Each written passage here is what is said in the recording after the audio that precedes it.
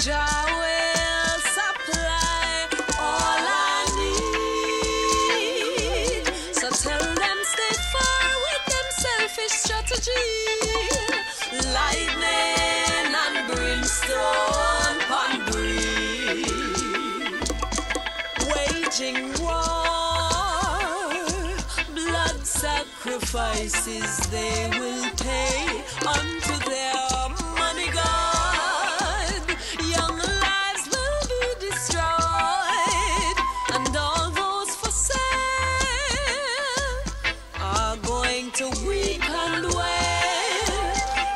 Economics will determine their worth, while the meek shall inherit the earth, and there'll be showers of blessings falling on I.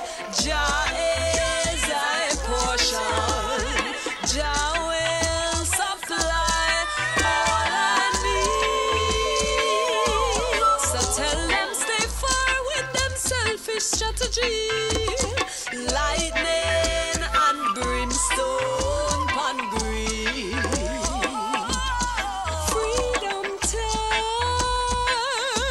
from all disease and broken minds. The nation must grow. All the food and the herb and the healing they've known all along, they must be reminded with this song that united we are strong. By the grace of the Almighty One, there will be showers of blessings falling on I. Jah is thy portion. Jah will supply all I need. So tell them stay far with them selfish strategy. Lightning and brimstone upon green.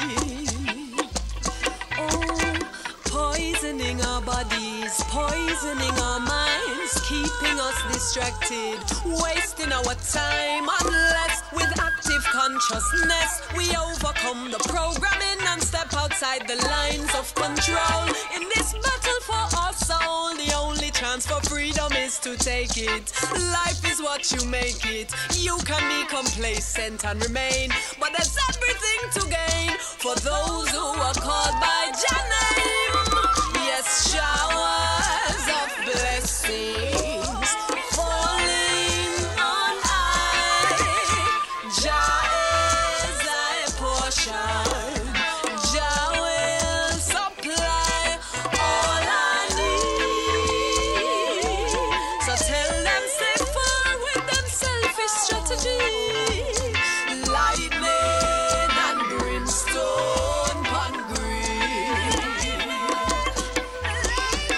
Lightning I love when I'm treading on your road.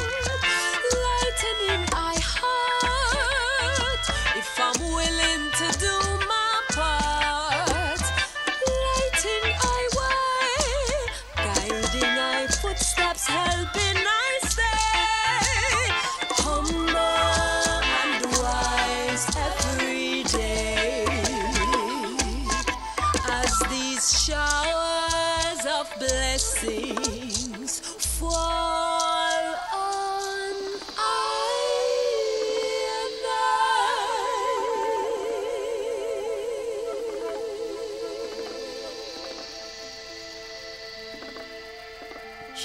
Checky, 1, 2. Aye, greetings, people. Greetings. Yeah, Blessed Radio, what they are. What's going on? We're just doing some little reasoning in here. Was sorry about the late thing, but I had to do some reasoning with my brethren because we're reasoning about some things that need to be talked about. And the truth is the truth, and some people don't like the truth. But the truth is an offense. But you know what? The truth also set you free. So if you're prepared to be free, then you can hear the truth. But if you don't want to be free, then don't listen to the truth. Simple as that. You know what I mean? Right. So all time everybody's locked on lately, be realizing, say, yo, Blessed Radio is here, the school without walls. because we need our own school. And Babylon is not going to give us no building. They're not going to give us no university. They're not going to give us no college. So we have to build our own. If you're sitting down there waiting for somebody to put a silver spoon in your mouth, you're going to get a rusty spoon or a piece of stick. You're not getting no silver spoon from nobody. Go and get your own. Yeah? And I'm saying it in a way because we can get our own. And we have the resources to get anything we want. Anything.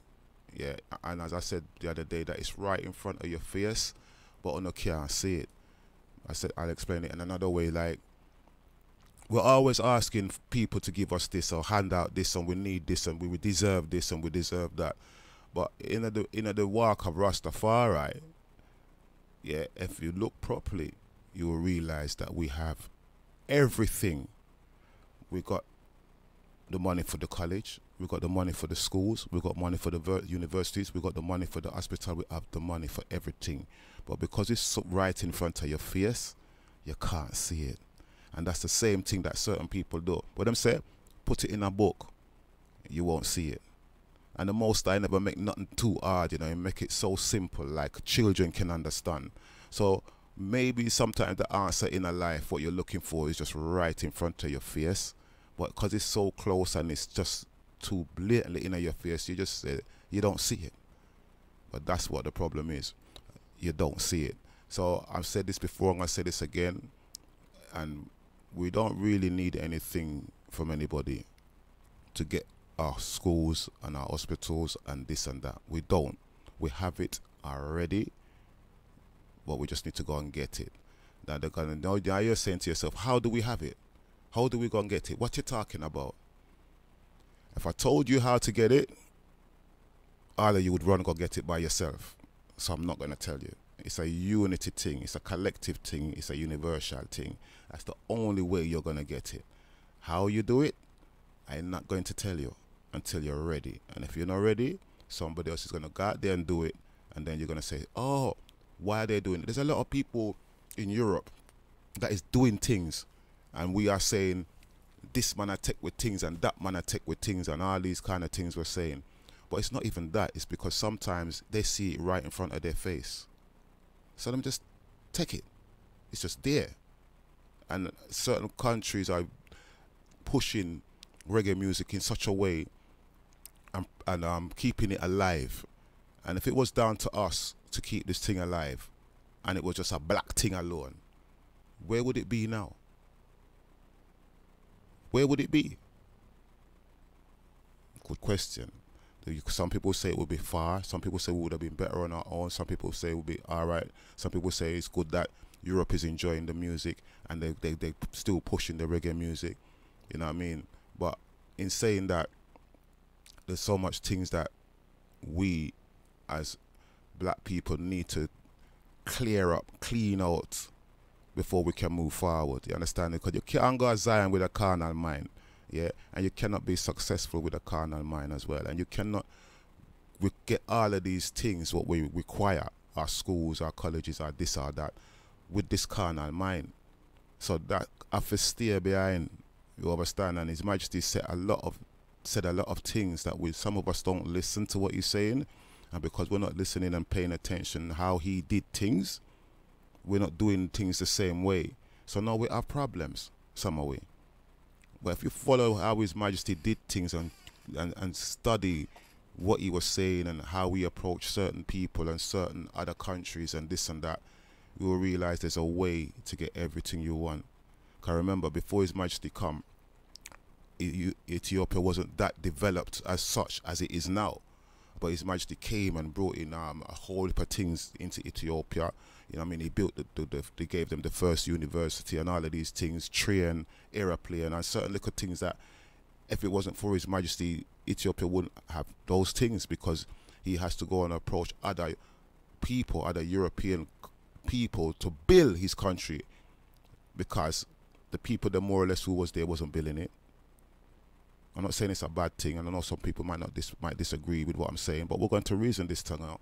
We have a brethren in the studio, right? Artist actually, who's going to give us a rough idea of what's going on, yeah. And we're going to also talk about the music, what is going to be coming forward in the future for I and I people. There's like I said, the most I say that I prepare us a table before you in the presence of your enemies. The most I is saying I prepare the table before you. That means all fruits ripe. Everything is on that table. Although it's in the presence of your enemy, everything is there. Go and eat. But some of we don't want to go eat. Some of us don't realize that all fruits is ripe right now. This is the time. So I'm gonna elaborate more on it as we go along. So we have a brethren in the studio. You want that mic or you want hold a mic? Cause you look like you're really comfortable. You know, we can give up. Yeah. On. Give thanks, man. We greetings. Right. Introduce yourself to the people and tell them who you are. Well, greetings to all blessed radio listeners. This is Dawit Menelik Tafari live in the house. We give thanks unto the Most High Emperor, the last side of first, and it's a joy to be here and to spend some time with the idol. Yes, I. So yeah, we're gonna talk about some things. We've got a lot of things to talk about today, yeah. But before we even start talk about these things, let's give thanks and praise to the Most High for making all things possible, and that's the main thing. You know what I mean?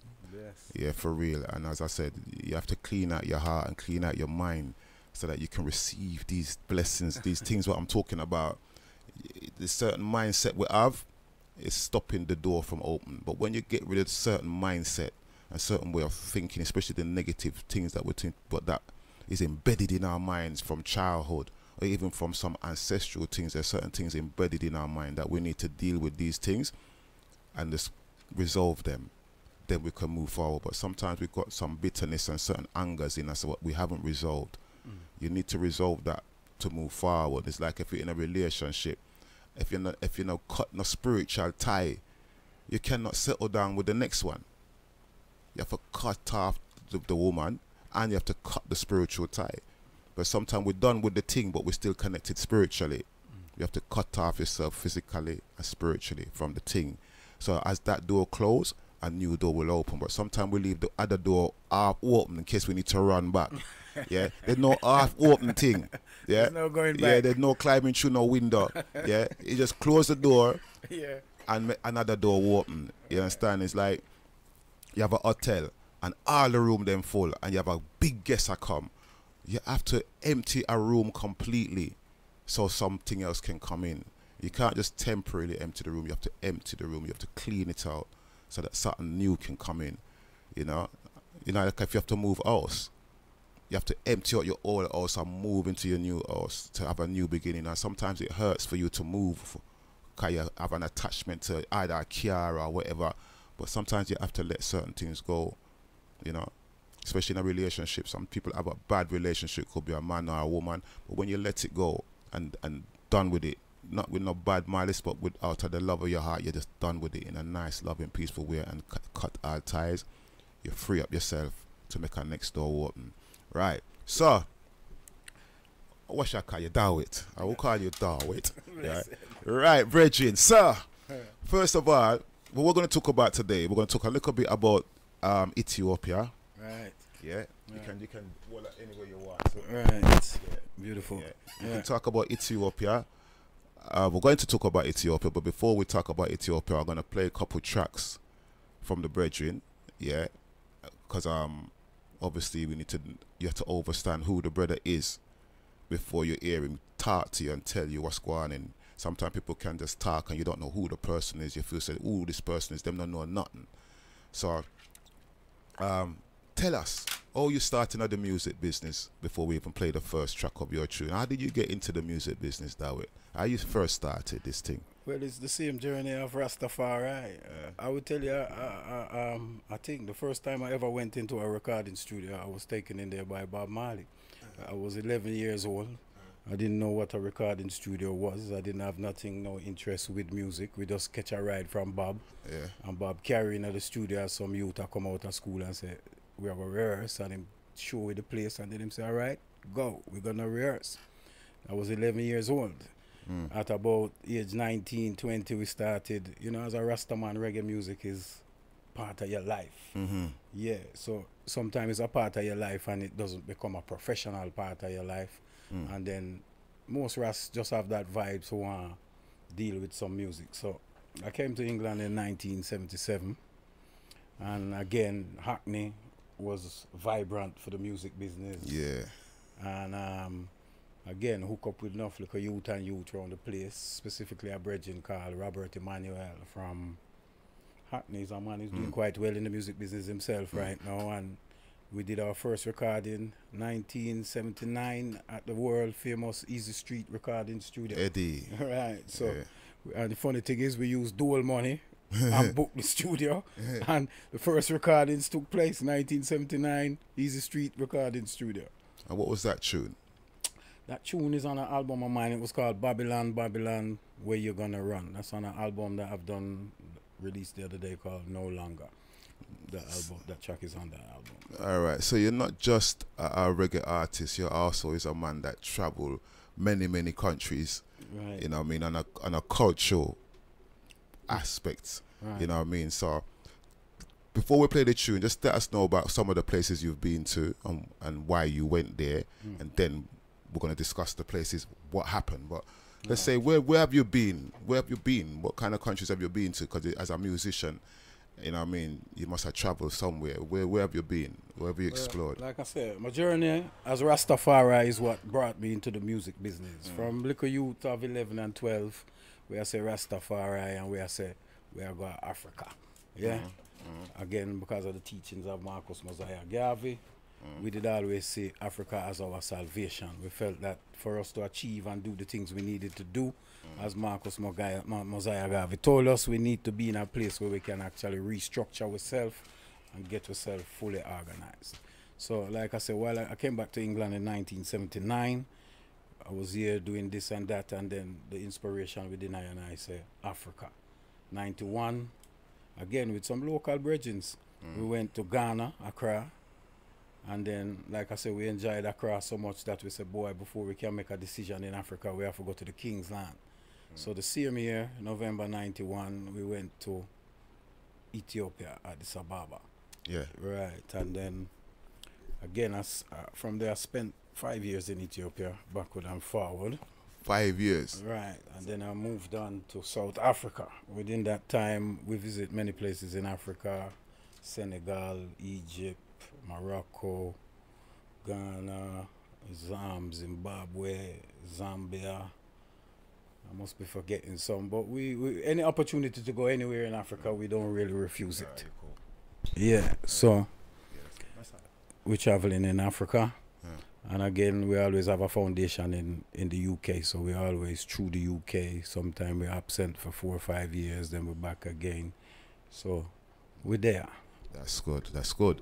So, people locked on family, I call you people and think about your family still. There's a reason why the brethren's here today. It's not just about music, but we're going to talk some serious things. Some people ain't going to like what they're going to hear. But as I said, it is what it is. And that's why I asked him to say the background of places he's been. So it's not something that a man going to say that he hear on a telephone or I see on YouTube. A man live it and see it for himself.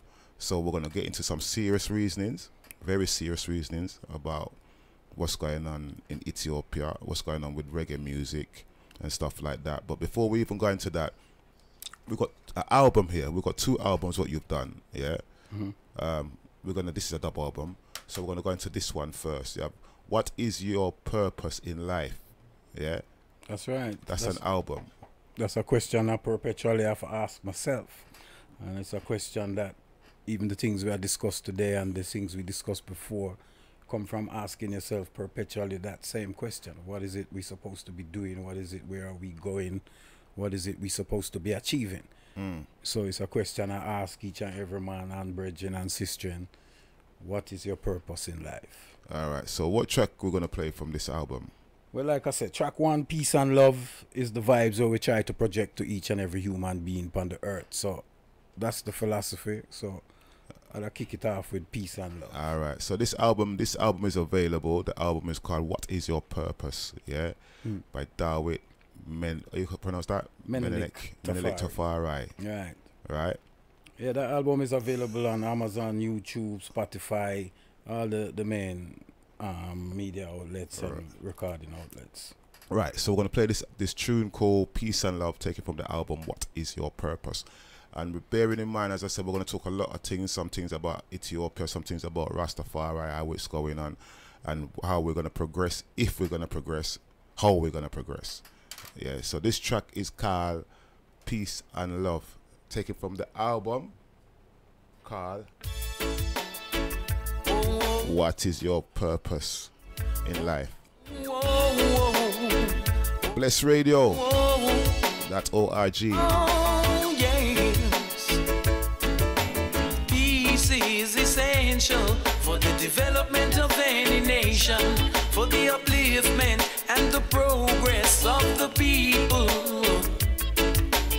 Love, it is the key to set us free. So people sing along for what we need. Peace and love. Peace and love. Peace and love. Peace and love. We want peace in the Middle East. Stop the wars in Africa. Stop killing your brothers in Yugoslavia. War won't stop the problem or bring about a solution. All that it brings is death and destruction. Peace and love. Peace and love. Peace and love. Peace and love. We must provide better education for our children. Teach them how to live as one with all nations. Don't steal your brother's land or cause contention. Teach them that regardless of color, race, or creed, equal rights and justice is due to every man. Equal rights and justice is due to everyone. So people sing with me, sing in harmony. Peace and love. Peace and love. Peace and love. Peace and love. Oh, oh, oh. Oh, oh, oh. Oh, yeah. Politicians have no money to buy the people food. They say they have no money to build our children's schools. Yet they have money for their armies, tanks, and guns. Yet they have millions of dollars for death and destruction. Peace and love. Peace and love. Peace and love. Peace and love. Oh, oh, oh.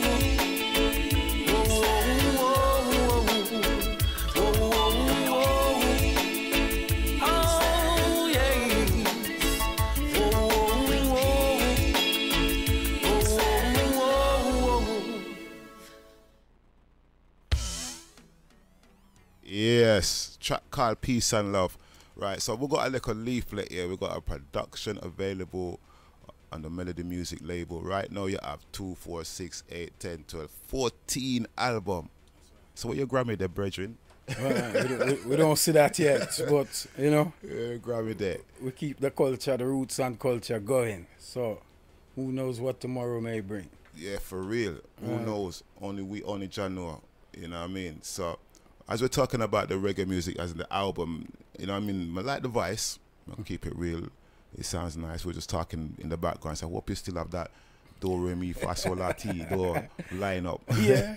I can't leave you, unless you abuse it. Yeah. It's that still. So, although we're going to be talking some serious thing, music is the thing that is going to open all doors for us as Rastafari as well. That's part of the key. Music, roots music, not no bashment, not no dancehall. Roots music is going to open the way for us to get the things that we need. Right. Yeah, your schools, your college, your hospital, all these things, you can get it because you have the foundation already, but you just don't know how to use it. You understand? And Europeans know how to use it. And this is why they're doing what they're doing. All right. So why we can't use it? And we sit down and turn around and say, we make build the pyramids, we're the first scientists, we invent mathematics, we invent chemistry, we invent all these things. We can hold up our head there and we do this and we do that. But no, look where we are now. What can we do now? Well, that is the issue. We have to look in ourselves and ask ourselves, why are we in this position? And since, like you say, the things that you say, then we should be able to regain our status. Why should we be in this situation? Why? Right. Maybe we made it happen. Maybe we have no one to blame but ourselves, It's the same thing in all things. Like I say, even we as the Rasta man, you're born this, you're born that. But then the reality is, what is our situation? Yeah, and where is all our skills and our talent going and these things? Why aren't we doing the things that we said we should be doing? For real? Well, one of the things is that maybe we're just too laid back. Maybe we're too, because business, what I and I people need to know is business to the white man is war. Right. Them treat war like business like a war. Right. They're not going to play. They're out there to earn. You understand? And they take it as a business, and it's like a little war, not a big war, but a little tiny war within themselves. And they within themselves will not be defeated in their war. That's what they're saying in their mind. You know what I'm saying? So we don't look at it like how they look at it.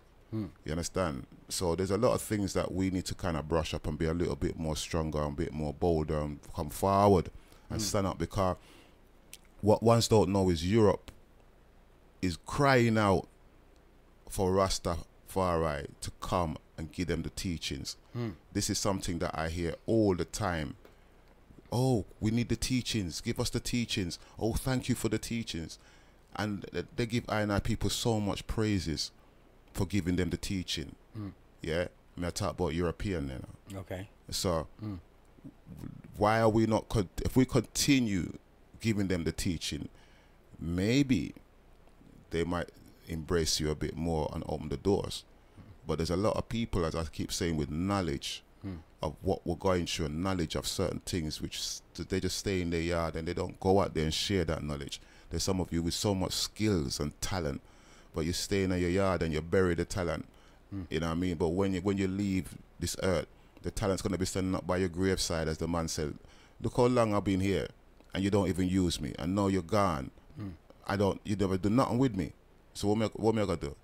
Some of you are writers, some of you are musicians, some of you are artists, some of you are gifted in so many things, which is your talent.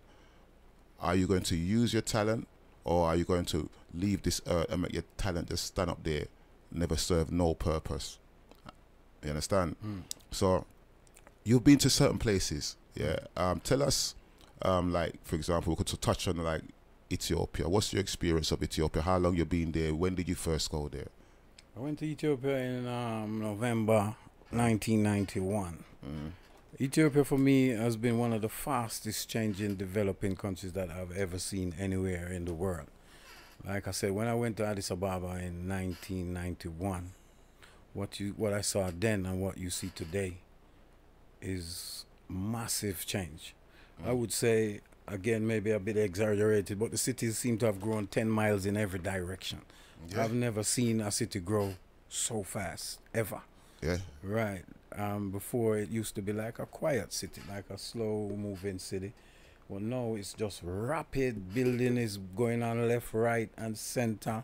Roads, trains. Like I said, when I went to Addis Ababa, there was a train that went from Djibouti to Addis Ababa. Now you got trains running through the middle of Addis Ababa. You got local train. You can get trains from certain parts just outside the city into the city. The roads, like I say, I've never seen a country infrastructure change so fast, in the fact that it used to take us 5 hours to go to Sheshamani. Now you can go to Sheshamani in about maybe 2.5 hours, depending on how you drive. So who's building it? Who's building up all of these things? Well, this is the thing that you got to look into. It's all about so-called foreign investment and aid. I don't know. Not lately, I've heard that Ethiopia is the biggest economy maybe in the world right now, or definitely the biggest in Africa. Yeah. So again, it's the same old thing. You see the Chinese, the English, the Americans. Everybody's there doing something, right? So it's happening. Again, you got to look into how it's happening and who is benefiting. But I would say it's the same old story. Right. So, Ethiopia, let's say you've been in Ethiopia, Shashamali, Addis Ababa. Give us a rough idea of when you went to Shashamali. What did you go there for? Well, like I say, as a Rastaman, we're living in England, and we had decided that we're repatriating. Again, you know, Rastafari people talk about repatriation all the time, but I don't really see a serious effort or a serious form of organization heading that way. So you reach a stage in your life where you have to ask yourself, well, what is it you want? So we did always want to go to Africa. So I decided I'm going to Africa by any means necessary. So that is how, like I said, I went to Ethiopia in '91. The same thing I'm saying, Sheshamani, when I went to Sheshamani for the first time, Sheshamani was like about 30-40 hectares of land with about 15-20 houses on it. It was, you'd call it bush. If you go to Sheshamani now, and again, the land that was given to Rastafari people is called the Malkoda land grant, was really that time about 3 to 4 kilometers out of Sheshamani town. Sheshamani town has grown past Malkoda and grown maybe another kilometer past it. So now what was Sheshamani land grant or the Malkoda land grant is now a part of Sheshamani city. I don't call Sheshamani a town, but now it's become a city. This is the level of development and change that I've seen in that period of time. Wow. Yeah, it's so phenomenal. From a town to a city. Right. Is it a type of place now that we can go and live and invest and build in, or you know, like community-wise, is it all together that we can go, like, suppose I say, yo, I could go to Ethiopia now, and we go to Shashamali, and I want to live there. How easy is it to survive there? Well, survival, again, if you do your organization and you do your research, it could be easy. Most of our people run into grave difficulty because, again, most man go Africa upon the Zion, milk and honey, when you reach a Zion. Therefore, they made no preparation. The first set of settlers had a very hard time because there was no form of economic development for them. There was nothing. You had land to farm, but then supposedly, again, most of these people are urban people. So large-scale farming was not something that they knew or understood. So yeah, they may not have a whole heap of land and really don't know how to develop the land.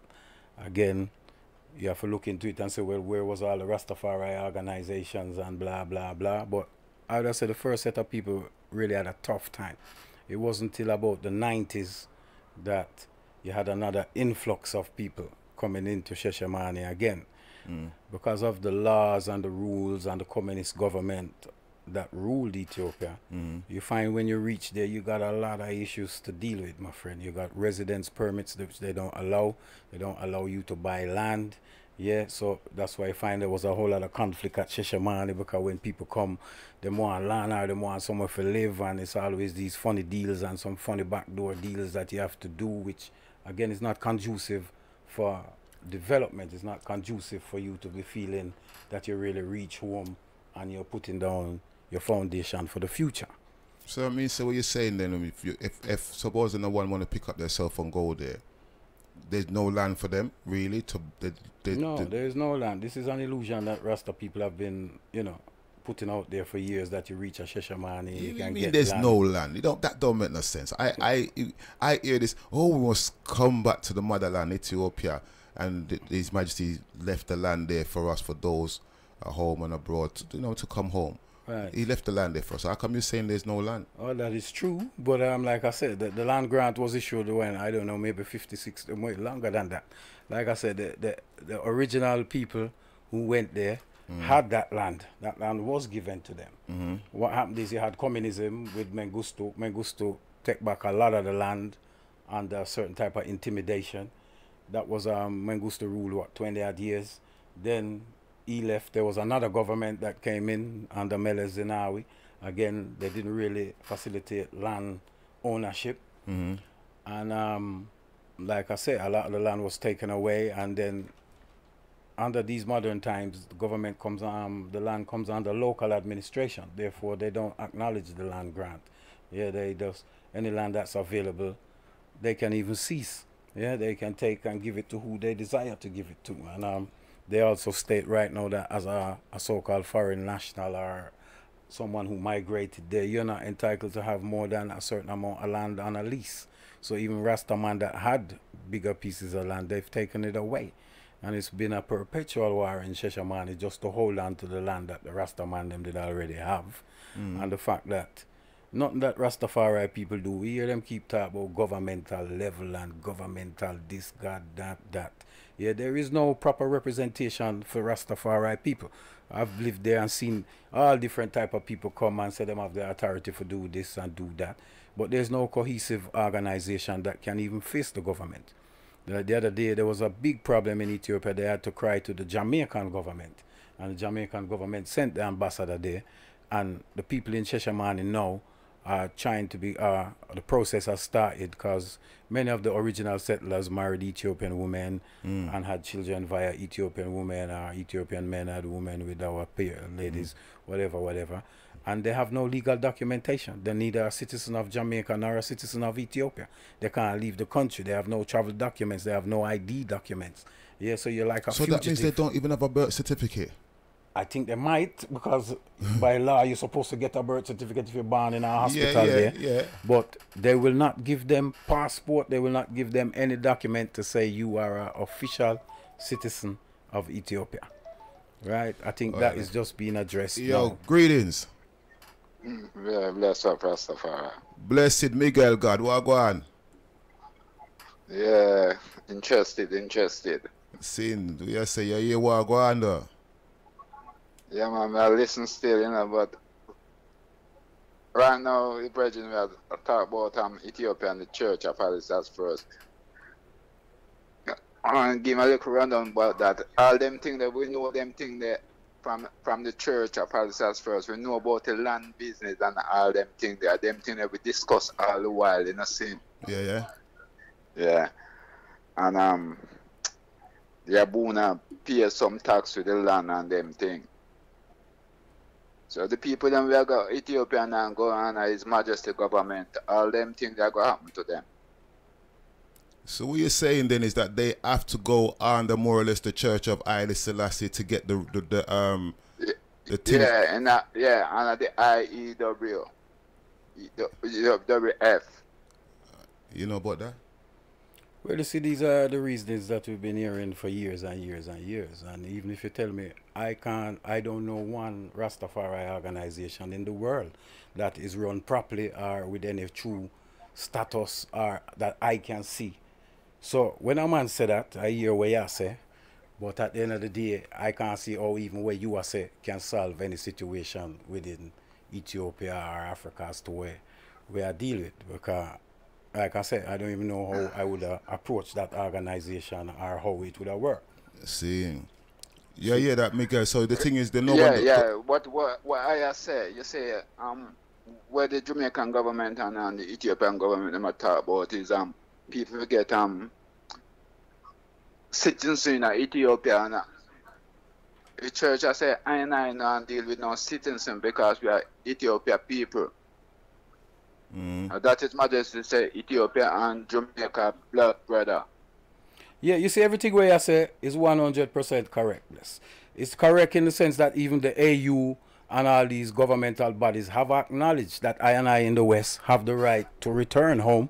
And no far we don't even know which part of Africa we come from. So we have the right to return to anywhere that can facilitate us. But that is a word, and on a governmental level it is said, but it is not practical. It's not happening. Again, I don't blame the governments. I blame I and I people, because we are not cohesive in any action that we take with any true force or power. We have all these factions and these things that say them represent. And like I said the other day, when there was a problem in Ethiopia, the Rastafari community have to ask the Jamaican government to deal with it. Where is our government? I've been hearing this for 50 years about governmental things and this organization and that organization, but there is none of them that I see that can really facilitate these things. So all the principle of the things that we're talking about, I agree 100% as a Rasta man. But even till today, this very day, if I want to go to Ethiopia now and I want to live somewhere, who do I speak to? Well, brethren, there's a lot of things still, but right now, you have to deal with the head counselor, right? And them things. Because right now, you see the government in Ethiopia right now, they are Buna, right, for the Church of Alice, that's first. Assure the government which way to move to benefit I and I as Rasta in the West. Elsewhere, seeing like Buna being, if you go up on the YouTube, Facebook, every Sunday they are Buna send message to the Ethiopian government, because I'm come to the new Ethiopian government now. He must say, he must bring back the whole government's leadership in Ethiopia. Well, like I say, you see right now, them have a president will look like is the best president them have since a certain time. Again, everything what I say is real. But like I say, from our side, as Rastafari people, how are we presenting ourselves to even the Abuna? There's always conflict within the church and the so-called different interpretations of people's spiritual values. Yeah, the king tell me when we are dealing with business, you put religion in your back pocket and deal with the issues of state. Yeah, and there is no Rastafari organization that you can show me that I see dealing with business. Because number one, I don't even see one that is put together in a true structure of business for deal with statical affairs. So, like I say, I now say nothing what I say is not true. I say we, as Rastafari people, don't have the proper things in place to even deal with the things that the other governments are prepared to offer I and I. That is what I am saying. You understand what I say? Yeah, I understand that, but may I show you so right now, them things they are going in the West, and them things that I appreciate for every day in I life in the West. See, we have church all over the place where we can talk to the people, them, but the rest of people, them don't interested in the whole thing, in the well, I accept that. Where you are said so right now is what I would have said is the core of the problem. I would have said 90% of people who say them are Rasta is not serious towards what the values of Rasta is. Yeah.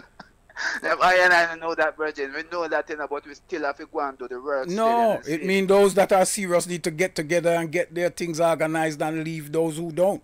Because, like me say, me I talk about repatriation from me 11-year-old, and me, I watch this go on for 40 years, and me, as far as me say, Rastafari vibes towards the works that we said we were doing is near enough at its lowest ever. You understand?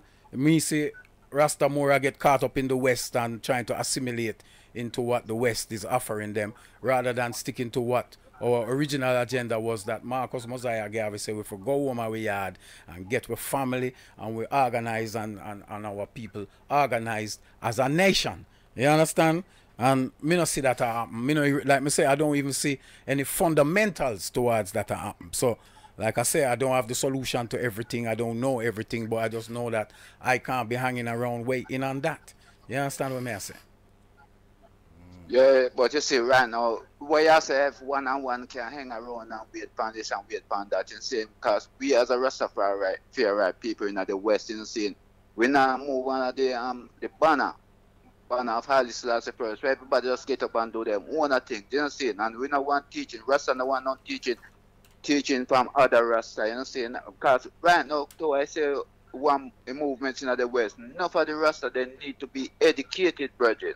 I assure you, and enough of the musicians, them send wrong message out there to the people, them, you know, seeing, and get the whole thing mash up. I agree everything you say. What now is the solution now? What are we going to do now? We see all of this. We know all of this. Yeah. So what are we going to do now? That is where, like me say, I don't profess to have all answers. I would have liked some answers myself. Like me say, I can only govern myself as an but individual. You understand? The organization where I in with the Abuna and the Church of Haile Selassie first. You see, right now is communication with the Abuna, with the ministers, with the Ethiopia with prime ministers, right? We talk about the Rastafarian movements towards Ethiopia. Anytime we want to go, set them thing that every Sunday I watch that on YouTube, on Facebook, virgin, and every Sunday the church send message to the Abuna, to the Ethiopian government. The Ethiopian government will come to New York sometime in this month or next month, and the Abuna try to get them organized with them and try to talk to him about the Rasta movement towards Ethiopian. And all it promises where His Majesty talk about for the Rasta people, them and the black people, them in Jamaica and the West, and them thing that Abuna try to put in line with the government in Ethiopia and Jamaica governments. I don't say no, you know, but to me it still come back to the same point. How many people seriously want to go to Africa? How many people, we don't have no banner where we organize under. And like I said, me live in Africa, I see delegation after delegation come, and 9 out of 10 times is confusion. Them claim say them represent rare from whichever house. Them want to go see the president, them want to go see this, that. Many of them do get the opportunity. Like I said, there's nothing blocking I and I. What is stopping we is we have not done what the king say, which is organize and centralize. And that is our weakness. You understand? Because, like I say, you say you talk to the Abuna, you talk to people who have power. Whereas, if we talk to powerful people and we have an agreement, then that means action should move forward. We don't see all the failures that I see is on our side, not on their side. You understand? So therefore, me as a Rasta man, I look into the thing and I say, well, what is it we going to do now to sort out these things? Like I say, I don't see no strong vibes anymore in the West for people really want to go home. People just want money for living at them house and live where they might do and get on with it. I don't really see no energy towards what we first or we regarded as salvation when 20, 30 years ago we wanted to go to Africa to create our own environment under our own regime. I don't see any fundamental that can do that right now. So, me not say none of these things is not real. Me just say, as a Rasta man, if we want to go to Africa now, what is the scenario? Yes, I can understand what you're talking about, like economy-wise and them things. Yeah, you understand? Yeah, and if we don't have those things, because, all right, when you deal with government, if you look on what going on in Africa, you have all kind of people that go to Africa do all kind of project. But what is the fundamental of the project? They go to the government and say, we can do this, that, and that. And we have the money and the budget to do that. Now, we as people in the West, who supposed to be skilled, whatever, we might not have millions and billions, but we're supposed to have some kind of collective cohesion. And we're supposed to have some kind of collective representation that when a man go and speak to these governmental members, him know that this man speak on the behalf of 500,000 or 50,000 or 20,000 people, and him can prove that by membership, him can prove that we have this amount of money to take care of ourselves. Can you give us land, or we have this? It has to be some form of negotiation. It's not a thing we just go to Africa, the government are going to give away everything, and we are going to say, all right. That is illusion. You understand? So again, but if we organize ourselves together and make that commitment, that we put our things together to make a move all the rest of them in the West or whatever, then we're not going to reach nowhere. Because we can show you that $1 billion in the organization where we can build that and move forward to Africa, but the people, they don't believe in it. Well, that's what I'm saying. We have to leave them behind and make the few that believe in the thing get together and try get some proper representation and move forward. All right, I'm going to give you an example. You see what going on in South Africa now? Yeah? The government said they want to start take back some land from these white people. Yeah? These white people just go to Russia and talk to Vladimir Putin and say Vladimir Putin is prepared to give them land. They're organizing themselves now to leave South Africa and go to Russia and start doing what they was doing in South Africa, which was farming. So it shows you that they organize on a level that they can lift up themselves lock, stock and barrel and go to another country, yeah, and get going within a period of maybe 6 months, 5 months. And we are talking about something for 40, 50 years, and we can't do nothing. We just wait for Queen Elizabeth to give we money, or somebody will come out of the sky and it will go all right. Yeah? I can't believe Rasta even think like that, but that is the reality of what I see. You understand? So, Mr. People get repatriation, and Mr. People who serious get things done. So, I come to the conclusion and the saying, what I said today before, nothing wrong with the concepts and the mindsets that we have, but we are not implementing the things. That is it. I don't say nothing wrong with the way we are, say, or your theories or nothing. I just say, unless we change something and get ourselves properly organized, I mean, if it's even 10 people, 10 people is extremely powerful. Yeah? So if we have 10,000 people, it's better. But as it is today, I don't see any organization that even have the fundamentals in place to deal with the thing the way that it should be. That's all I'm saying, beloved. I'm not contesting nothing. I just try to give man my experience in life and where I see failure. You understand? And failure is on our side. I understand that. Yeah. Yeah. Yeah, so Miguel, because I ask you something, and you, I was going to call you, see, but, Dawit, do you think that we should have a Rasta government? Of course, but again, you see, people misconstrue what a Rasta government really mean. Yeah, government mean that we should really get the people with the skills together.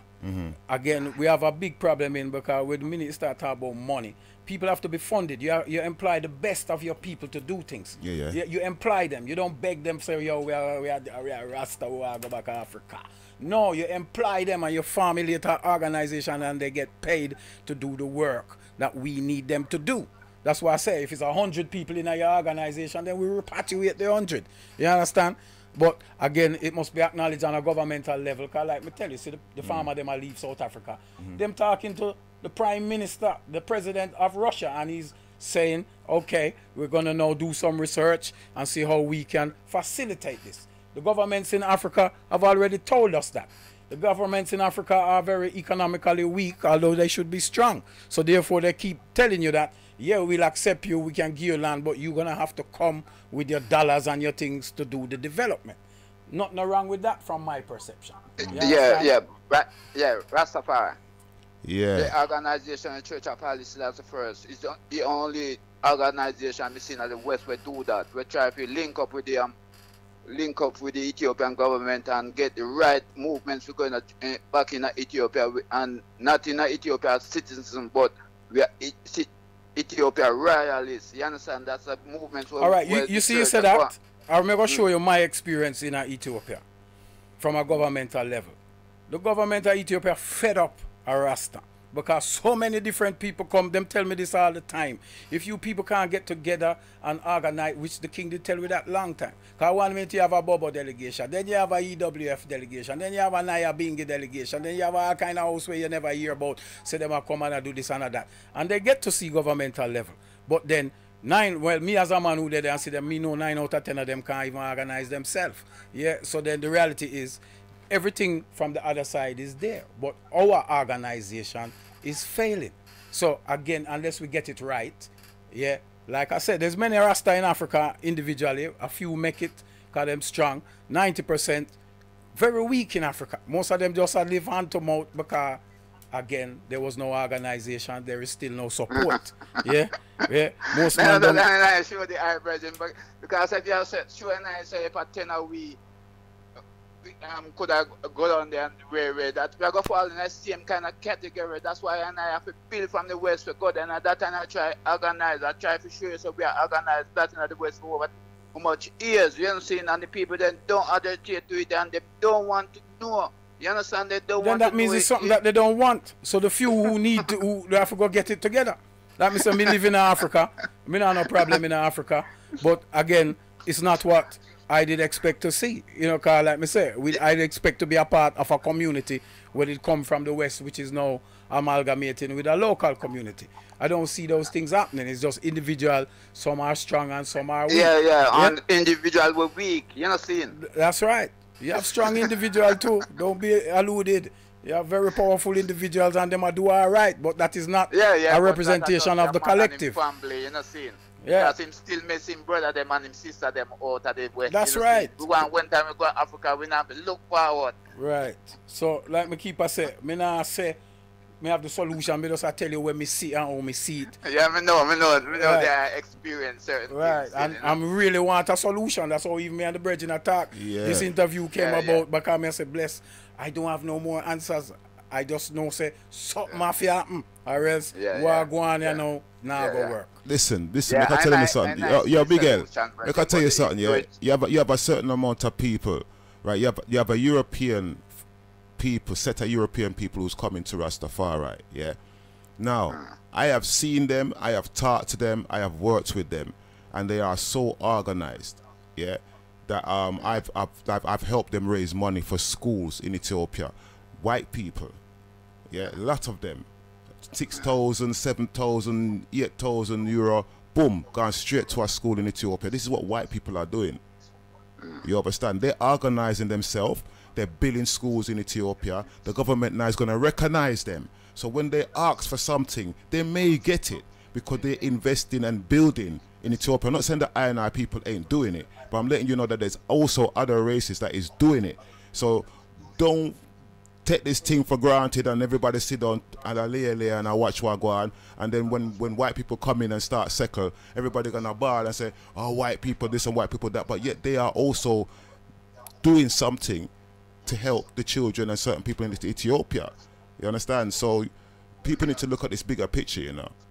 At the end of the day, either Rastafari need to organize themselves on a governmental level, yeah, that's the only way. You have to have your governmental structure built up. People say Rasta no in no government and born Babylon. But if you want to set up a proper community... No. I and I, Rasta, we not deal like that. Because, see, the Church of Alice first going to politics in Jamaica, you see? Yeah. From longer full time. And I just know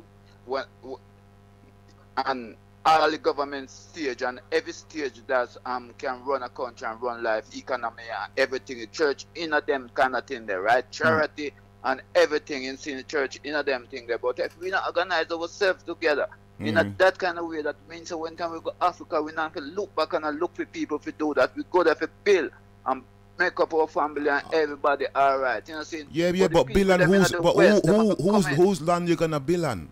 Is it gonna be your own land that you're gonna build on?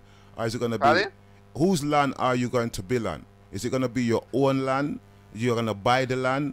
Are you going to get the land? Or what? How is this thing going to work? Well, you see, if we go down on the royalty, if I buy the land, we buy the land, right? If land due to us, we're going to get the land. You understand?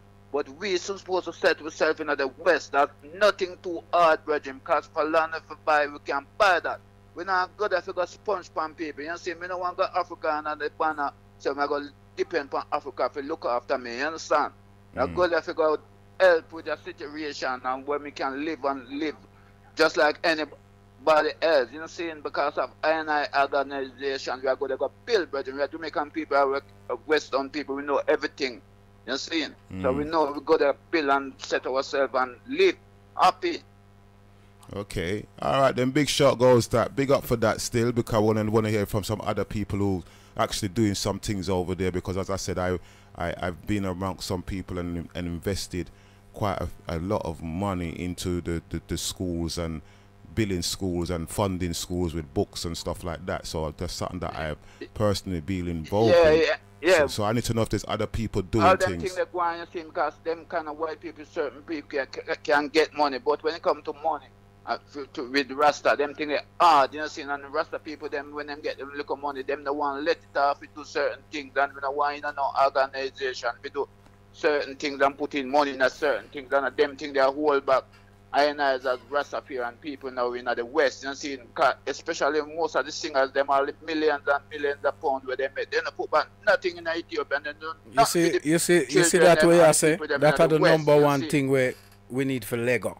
Yeah, we see this is the illusion of Rastafari. If you're looking at life, you see the people them were acting a movie and sing songs, they are called entertainers and artists.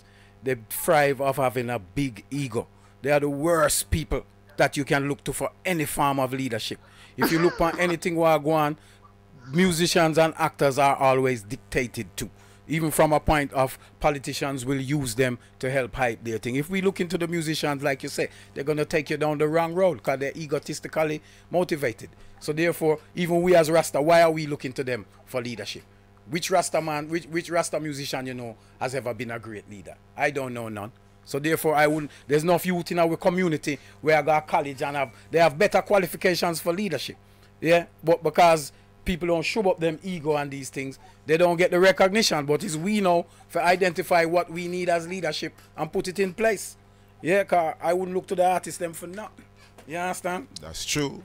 And the thing about it is that you can't do that. I look for them for nothing still because to this song where they sing and they behave and sing, it's out of range right now, you see, and they send wrong message and certain things, so them not really promote anything towards Rastafarian. Well, you see another thing where people forget about reggae music and you need to really look into it. The artists them will tell you straight. Them will you pay them will sing exactly what you tell them for sing. Seeing, so there was a time when Rasta used to make them music and sing where them know what's correct. Now we living in a time where if a man offers any of them artists have $5,000 and say sing pump up the thing or jump down the thing or shoot up the thing, them are gonna sing that, bless. Seeing? Because and then will tell you, well boy, I have to live, I have to eat food. So therefore, you see, Rasta must know who is really Rasta and what is really Rastafari. You understand? Yeah. Yeah, I hear that still. But it's true though, because there was a time when Rasta would never sing any farmer slackness. You know what I mean? And certain things. But no, when I hear certain so-called people singing certain things disrespecting woman, from there, sir, I just stepped back and said, listen, these are artists that I look up to, grow and look up to. I said, when I grow up, I want to be like them, man. They're the man that sing righteousness. And then all of a sudden, them I talk about woman parts and this and that. And that just showed me, say, well, money corrupts as well. You understand? You know, what is it for one to gain the whole world and lose their soul? You carry people to River Jordan and then you turn back and left them. Instead of help them to cross, you turn back and start promote woman private parts and this and that. You understand? And I know when reggae music started in early in the 50s and 60s, it was a whole heap of Rasta that bring forth reggae music like Burning Spear and certain man them. We wasn't singing no slackness, wasn't singing no Darling I Love You. When I grew up, I heard a lot of liberation tunes from the 50s, 60s, even from the Blue Beat label. They never, you know what I mean? There's certain Rastas and certain brethren used to sing positive things. You know what I mean? As Rastafari, I grew up hearing these things, but then as I see the change and I see the bending and conforming, you know, I know everybody have to eat a food, man, but you can't tell a Muslim man, say, yo, if you yam this piece of bacon, you know, we'll give you that care. Yeah, bless, you know, give thanks. like that. That's the reality of the thing. Same thing, but they're doing these things, and this is why we're not getting what we're due to get. You understand? So that's why we're reasoning today, and we're going to reason again because we need a solution. We need to realize, say, yo, the land is there. Are you going to invest in the land, or are you going to make somebody else take the land and invest in it, and then when you're done now, you start bad? You understand? So what you're saying about the Abuna and what the Abuna does, he needs to come more often and say these things and make us know which way they're going, what's going on, because the Abuna they're on YouTube, you know, every week for the past 6 months, Virgin, every Sunday they're on YouTube. Then you tell Abuna for call me then and we talk, because this YouTube thing is for him on YouTube. I know the YouTube Sunday thing, you understand? Talk to man face to face and talk to people and make people can call and know where we're going, because a lot of people are giving up on this African dream of let's go back to the motherland. You understand? I understand. And a lot of people has invested being over there, buy land, this, that, and no one don't want to work with the thing. So what we want? You understand? What you want? You say bless. When time you start the show, you know, you say a lot of the people them don't go by the word of His Majesty. That is the true thing. You say in the scene, because you see enough of the Rasta man them then go against His Majesty word in the scene and they talk against enough things. You see, what here last week Tuesday you was on a show, a daughter was bringing up and same a singer company show. First thing in company on this show and say, you know, Rasta is a way of life. You understand? I feel so vexed in a brother when the daughter when the brother come on and say that in same is a musician too, you know. You see Monday me go on His Majesty birthday service, you know, see, and one of the daughter make a speech where his mother say make 1960 something, you know, see, and him say, we labor ourselves as a way of life, you know, see. Him, me send it, come give you to you in a bless. Me don't know if you get it on the thing. Well, you're gonna send it to me. You're gonna send it to me, but see, enough people see Rasta as a way of life. Some see it as a religion. Some see it as a. How do you see it then? Let me see from your point of view, because there's some article what I say Rasta man who I know who's just article in the Bible, in none of that. Yeah. You understand what I'm saying? It's a way of life for them. Them live off of Mother Earth. Then they're in the Bible. Yeah, because his mother say discuss a way of life is where we just labor ourselves. We come to nothing where we're not committing and nothing. You know, saying and a daughter reach and I right now when time we labor ourselves a way of life, we not get no beneficial from that. You know, saying because everybody just take it up and say, sure. So what label you feel say Rasta fit take up then? Pardon? What do you think Rasta should label themselves under? Because I personally, to me, it's the way I live. Without no Bible, without no religion, is I see them way. You see what I'm saying? Well, Rasta is not a way of life because I'm sure the way of life is no benefit I and I. Well, what is it then? You if get the speech where His Majesty and make about a way of life and try to understand it. Because him say when we labor ourselves a way of life is ignorance. You know what I'm saying? Because we don't understand the whole thing fully, you know what I'm saying? And that Abuna try to show Rastaman, other Rastaman out there, they just deal with their own understanding and their own opinion because they don't want to learn and learn certain things. And the whole thing is education. If we educate ourselves in the right way, then we know which way to walk and the best way to walk where we achieve all the goal where we need to achieve, brethren. You understand? But through of ignorance right now, that's what keep on a lot of us as a nation of people, you see, and we don't want to take telling from each other.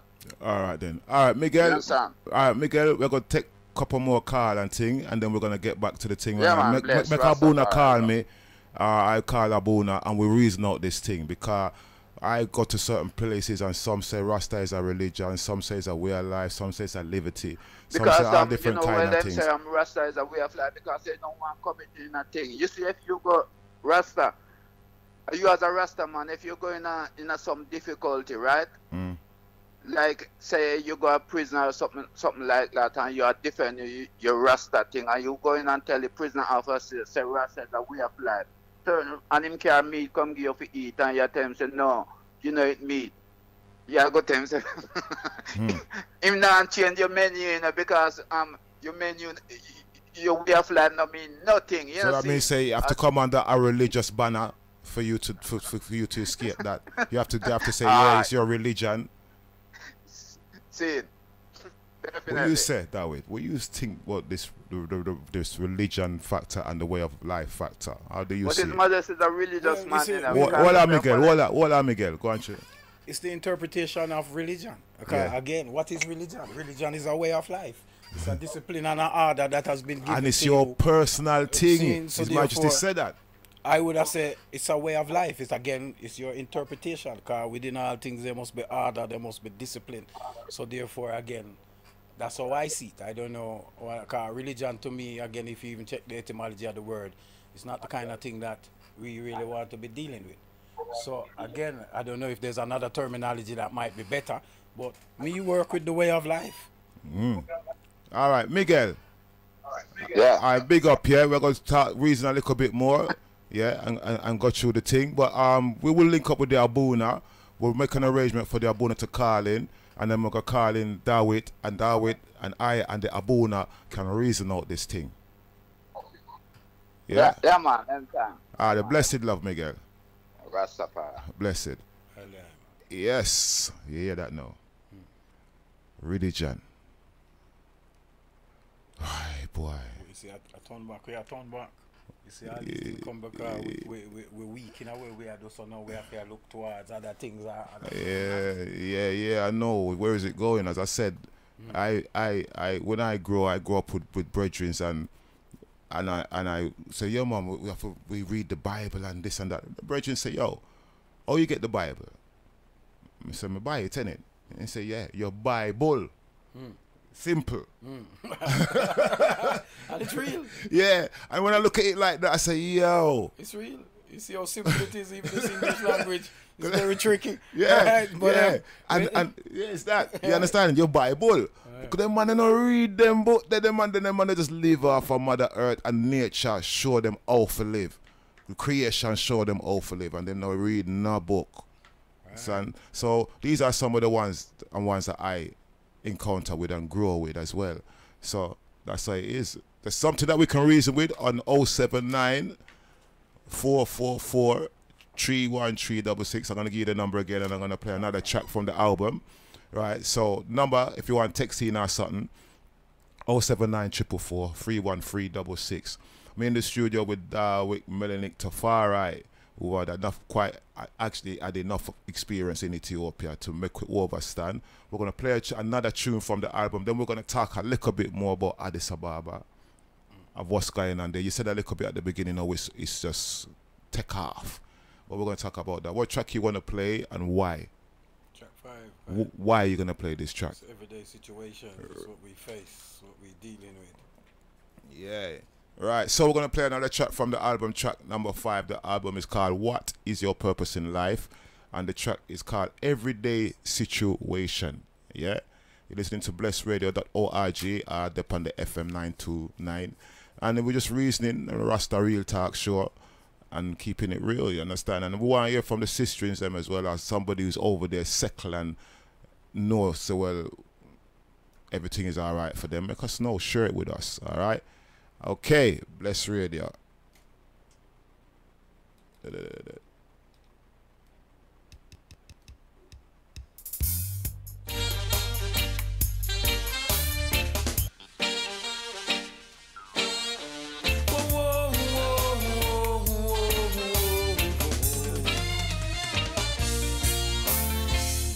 Every day I see children dying, more and more people starving, mass genocide worldwide, decreasing of the population. Every day I see more corruption in the name of God, destruction, more promises from the politicians, more prayers from the preacher man. Yet they don't change the situation. They have no answers or no solution.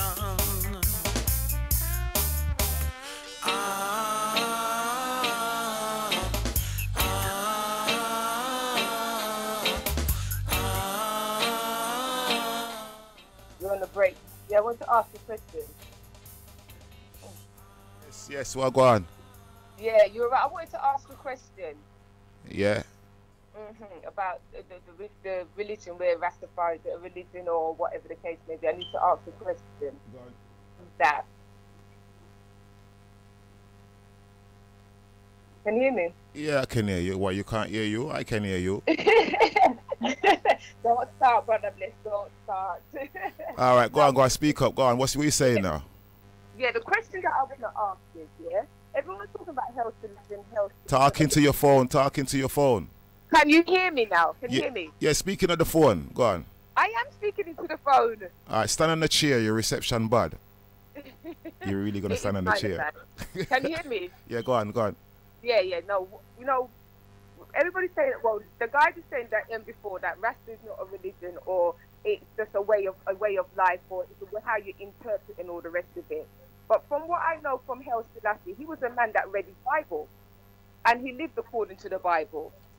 So how is it that, you know, he's a man that lived according to his Bible? When you study about Haile Selassie, he will always guide people towards the Bible. He never guided people towards himself. He guided people towards the Bible and the God of the Bible and what he believed. You understand what I'm saying? So why is it happens when people become Rasta, don't take on what Haile Selassie has said? It seems that they bypass what he studied and what he lived by. So what are you saying then? So what I'm saying is, if you are saying that you're following Haile Selassie and you know all about his life, you studied about his life, all the rest, how come no one realizes that he used to read the Bible, and it's the Bible that he got the way he used to live from, his principles, his morals and standards was from the Bible.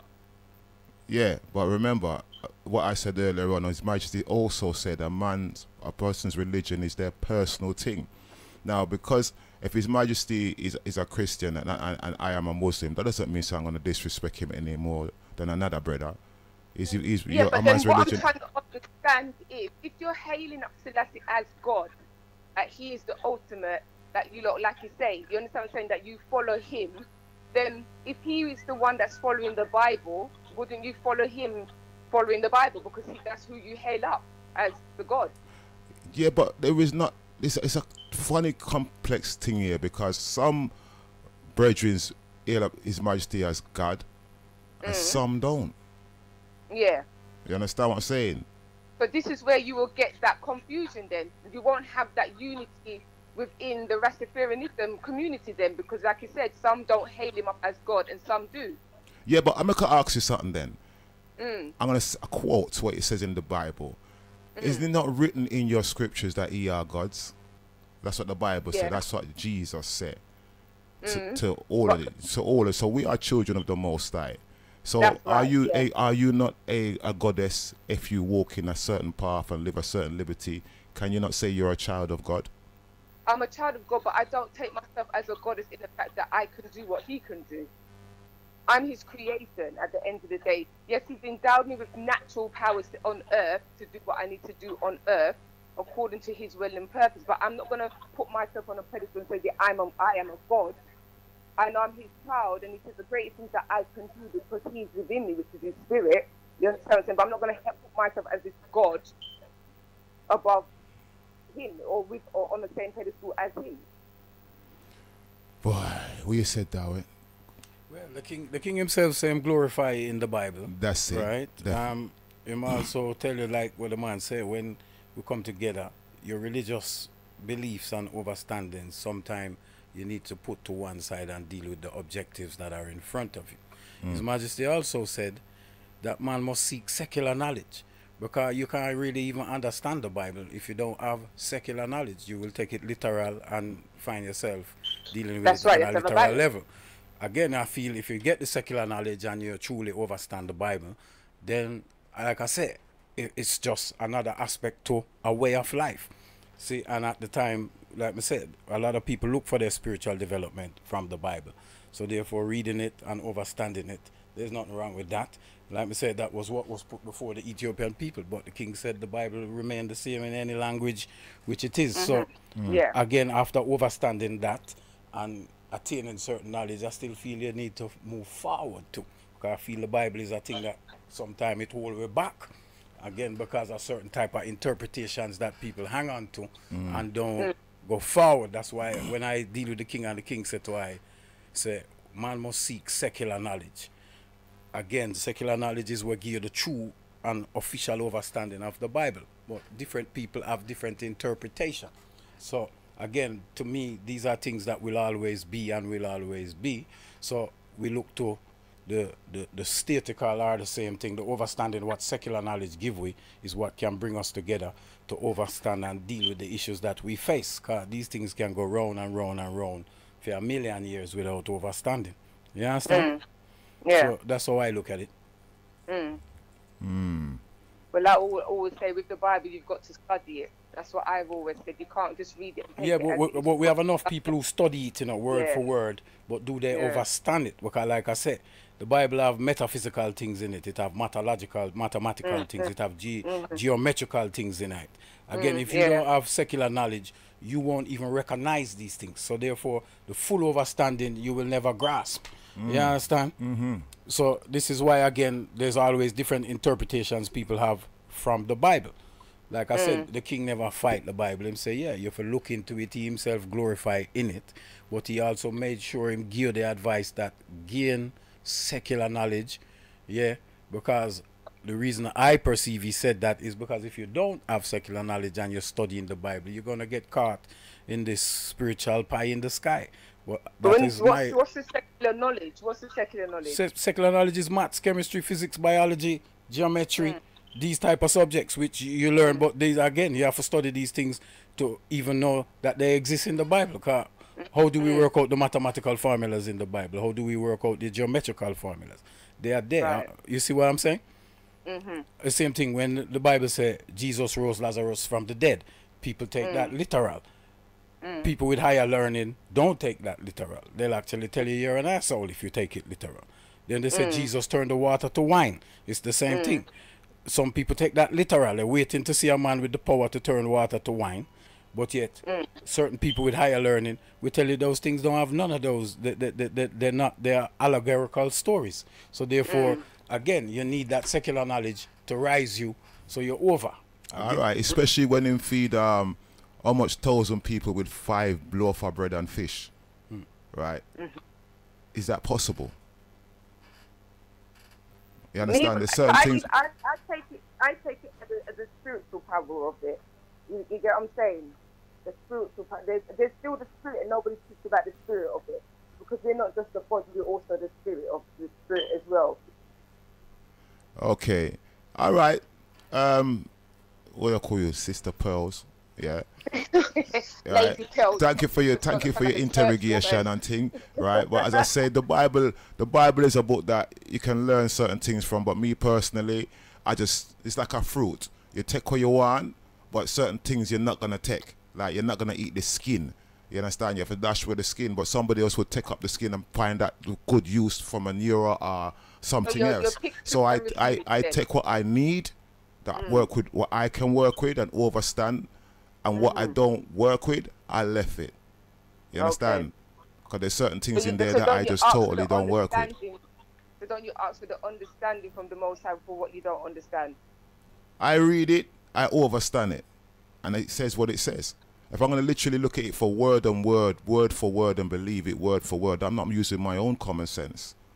You understand? So when I look at it word for word, I realize certain man in there, them tell lie. Certain man in there never even know Jesus. And certain man in there wasn't even a disciple. But yet him get a quarter of the book. You understand? So, and there's certain, and in the same man turn around and say, him lied to the people. In the same book, he said, I beguiled you. But yet, him get a quarter of the book. I'm still to actually see that part. I'm still looking for that part. That's Paul, the same man Paul. He tell the people them I lied to them. So when we go into this thing, you just take what you need. I take what I need. I take what I need. In a spiritual warfare, I am on draw for some psalms and I deal with that. You know what I'm saying? Because this word sound and power in certain things. You know what I mean? But there's certain parts which I don't take literally. You understand? I don't. And if we're going to go deep into this Bible, it's going to start. We could talk about it next week if you want to. Yeah. It's not the topic, it's about Ethiopia, but I just wanted to ask that question. I don't want you to go off topic or distract you, so yes, I only want to ask that question. Okay, yeah. It's a good show so far, I'm enjoying it. All right, give thanks, yeah? All right, then later. All right, later, mate. Bye-bye. All right, bye. Right, go back into the tune, yeah? So that's a nice question still. Yeah, I think the show's too short, you know? Hey, you're not going to get to play the tune, you know? You're not around. Not around. All right, bless, greetings. Yeah, bless up. What go on? Miguel again. Go on. One, pick up the data we just call in 100 times, 100 times, bless up here, you understand? Yeah. Why? Yeah. And, Why? Because him just come in and say about what His Majesty say, about the Bible, saying His Majesty read it, you understand? Yeah. Judgment. Yeah, me give thanks to the data for that. His Majesty say again about the Bible. Him say, although they tamper with it, the meaning, the truth is still remain inside it. The meaning is still the same. Do you get the meaning?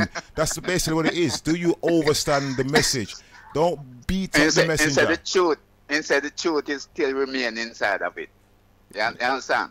And again, what the brethren say, where the doctor asks him about what the meaning of second knowledge.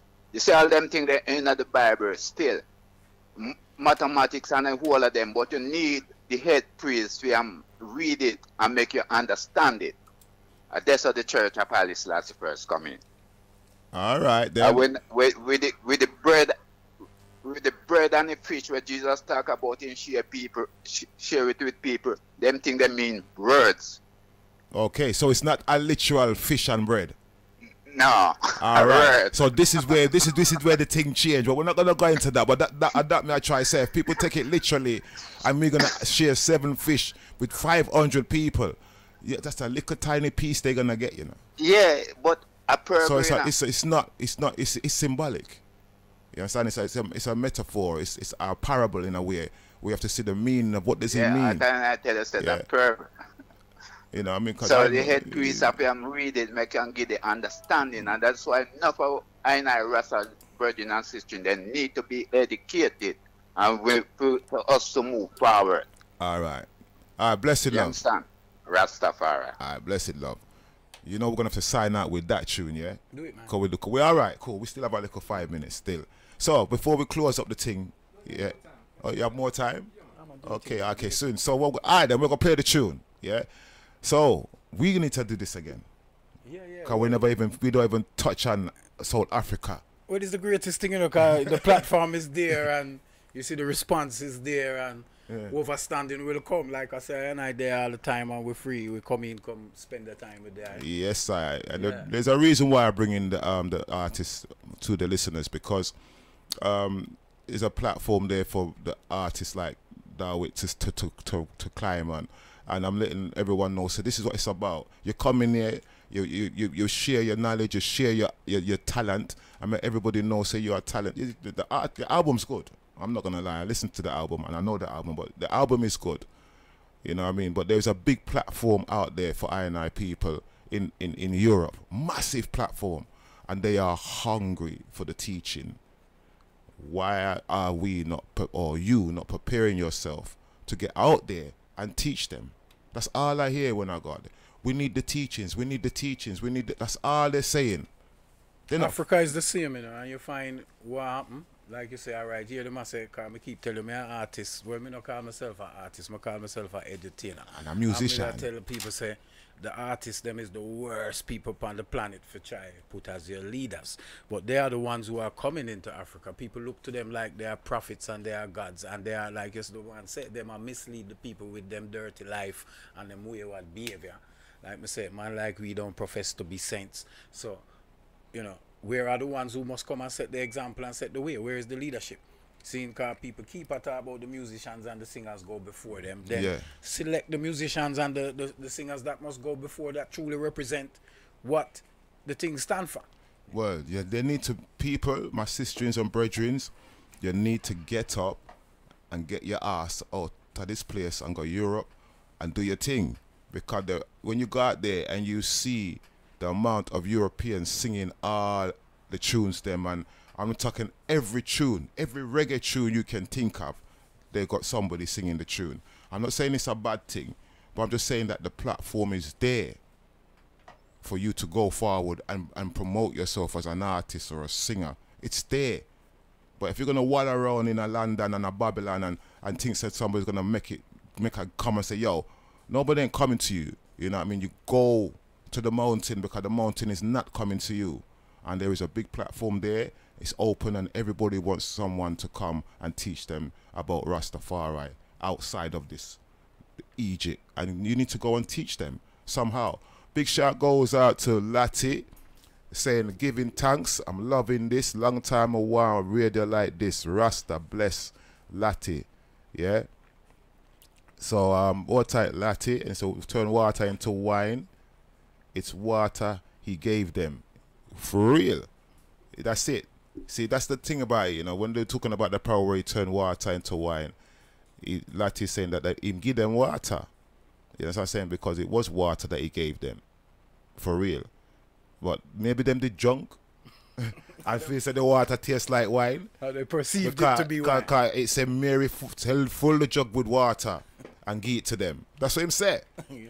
And they say, this is the best wine. But water can be turned into wine. There's so much things.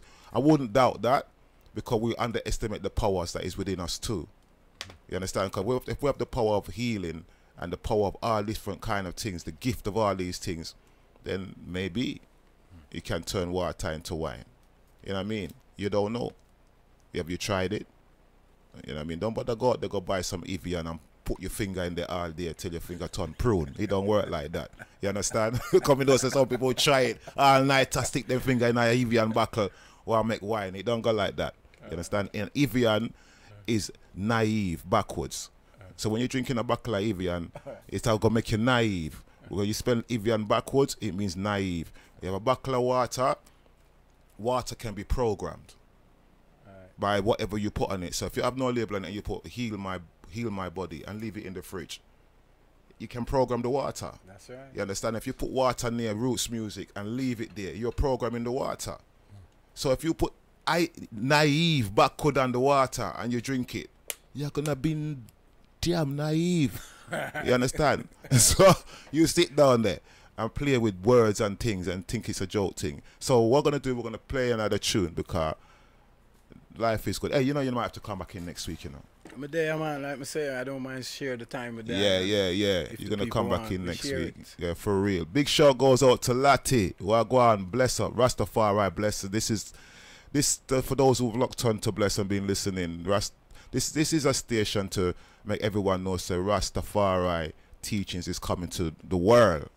You understand? And teach people all we for live. This is what bless is about. You understand? This school without walls. You know, we don't want no church building made by hands of man and bricks and stone. You understand? This is the teaching. So if you have something to offer, if you have some CDs of what you've produced and anything like that, you can send it to us. If anything you're dealing with, if it's poem, anything to do as ionized sisters and brethren to come forward, send it to us on an email. Email address is blessradio1 number 1 at outlook.com. I'm going to say it again. blessradio1 at outlook.com. You've got some new productions, albums, CDs, something that you want to share with the public. We can also put it in the playlist so everybody can hear it. And this is one of the albums that is in our playlist, and it's a very good album. I'm not saying it because I'm a brethren, because I'm a man that, boy, I don't really like that track there. That track there, not really not going to make it for me. I would say it. Real talk, I would say it. But so far, it's all right. So far, you know what I mean? So what I've heard so far, I'm all right with it. Yes. So we have DJ Ringer coming up soon, but we're still all right. So, why, Dawit? I tell you, it's a blessing that you come here and we reason this thing because it needs to be talked about. And everybody's dreaming to go to Sasha Marley and got no idea what they're going into. Well, we give thanks for the time, you know, like that I said, truth is everything. And, you know, it's been years I've been on a few stations and people kind of don't like the way we talk or we try to make things practical and understandable. And we are dealing with the physical reality of what we see in 2018. We're not dealing with something where we read in a book or somebody out the sky tell you. We are dealing with where we see. And like I keep telling people, I don't profess to be the knower and the understander of all things. That's why we're looking for solutions. But if we don't know the reality of the thing, then we ain't going to get a realistic solution. Okay. All right. So that's what it is. And because the brethren came in, we made a really good effort to come down here to the studio. I will also let everybody know that if that is available for performance and any live show, any little small event while go on, and you need Dawit to come forward and sing to tune or whatever, is available. Right? And like you who listening now who have music out there, I will do the same for you. Send in the album them and let us know if you're available to do any events and this and that, and I will share it with the public. But remember, if you really want to eat some good food, you have to come out of this place. Yeah? Fish and chips can't hold you. You understand? You have to come out of this place and go see for yourself that Rasta is loved and respected so much outside of this place that it's a different world. Different world. All we live here and all we live abroad is different. And I'm going to get some people to come in, especially like from different countries like Germany, Italy, Spain, all these places, and let them as Rasta reason and show you how they see things. And they have the most respect for I and I. There may be a different nationality and different culture, but the amount of respect and love that they have for I and I, until you sit down and reason with them, you won't know. I remember there's wolves in sheep clothing. We know this too, but by their fruits we will know them. You understand? So, brethren and sisters, musicians, players of instruments, there is a big world out there waiting for you with your music and your talent. Don't make your talent be wasted. Don't make it die. You understand? We have a platform here. Send the tune them to us. Email it to us. And if it's all right, we'll play it. You know, as simple as that. Yeah, promote your thing. All type Ras Asher, yeah, in Tottenham sides, yeah, who's produced the album. I got the album somewhere, but you know what I mean. He's done a good album long time ago, albums as well. So I produced that. So we're gonna play this tune from the album again. The album, as I said, is called "What Is Your Purpose in Life?" That's a good question you need to ask yourself too before I even play the tune. Brethren and sisters, what is your purpose in life? Ask yourself that question. And if you don't know the answer to the question, then get the album. You must find the answers on one of these tracks. Simple.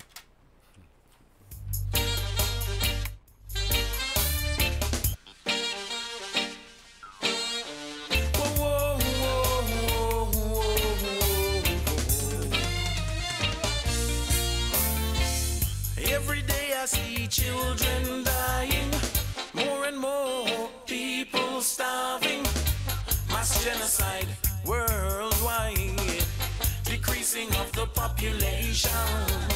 Every day I see more corruption in the name of God, destruction, more promises from the politicians, more prayers from the preacher man. Yet they don't change the situation. They have no answers or no solution.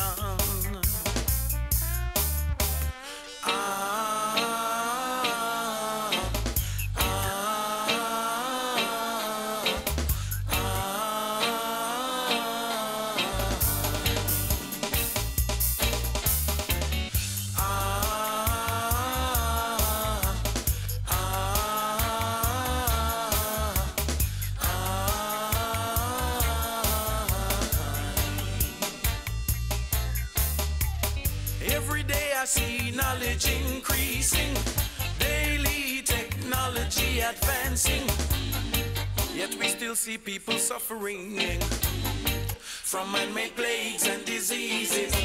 Every day new plans and proposals, more meetings, speeches and conferences, more promises from the United Nations, more prayers from the Vatican.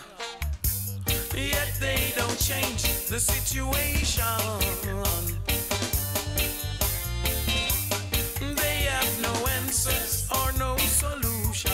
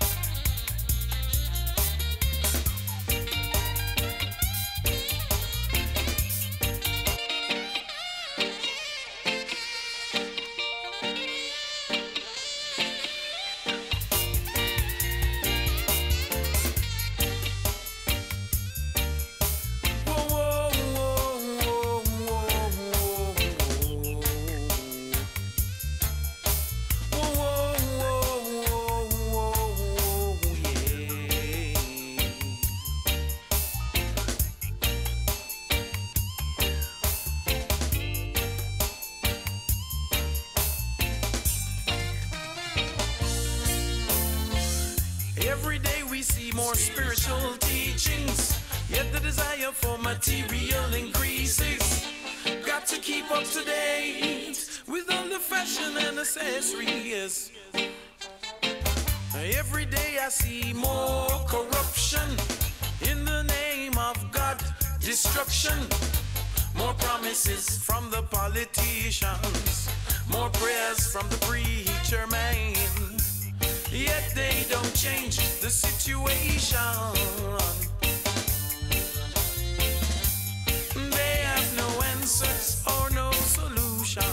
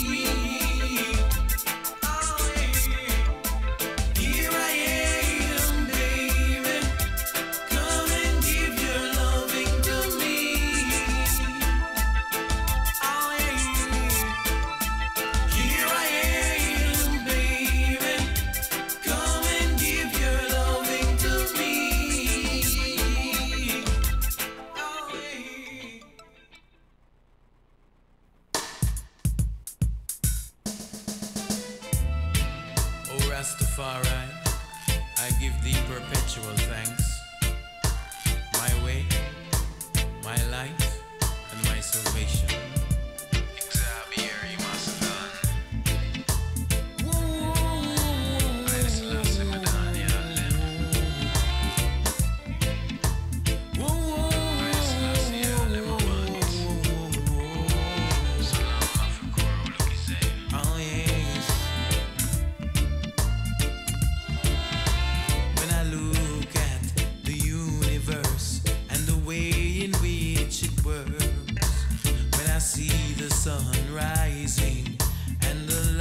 it brings to earth. The moon and the stars show the great architect at work. Hallelujah. Glory to thy name. Hallelujah.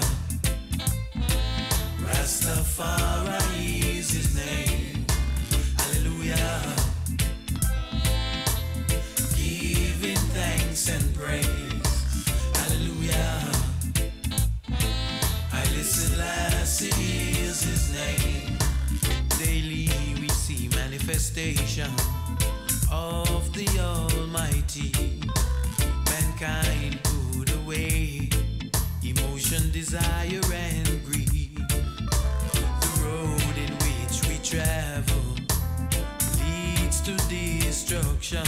Yes, people. The great architect has the master. This is the same album. Bring us all as one. The same album I was talking about. What is your purpose? Big shout goes out to Miguel God. Glory to Lady Dreams. Hallelujah. And if you want to hear the show of today, go to YouTube and put in Bless Radio 1. You can have actually listen to the show again. Yeah? So we are here stepping up next to the plate. And a big plate it is too. Ringo Moses. Alright?